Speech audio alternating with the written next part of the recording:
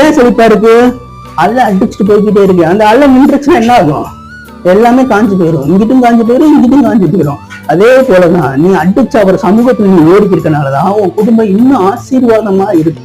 அடிச்சு நீ ஓடி இருக்கனாலதான் இன்னும் உன் குடும்பம் ஆசீர்வாதமா இருக்கு. அதை நல்லா புரிஞ்சுக்கோ.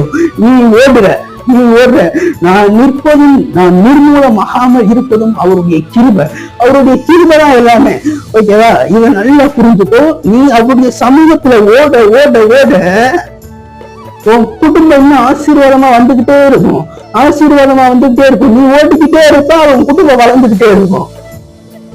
கர்த்தர் அதுதான் சொல்றாரு. இந்த நேரத்துல கூட வருத்தப்பட்டு பாரம் சுமக்கிறவர்களே, நீங்கள் எல்லோரும் என்னிடத்தில் வாருங்கள், நான் உனக்கு இளைப்பாறுதலை தருவேன். அவர் மட்டும்தான் உனக்கு இளைப்பாறுதல் தர முடியும். அவர் உன்னை ரிஸ்க்குள்ள வச்சே உன்னை ஆசீர்வதிக்க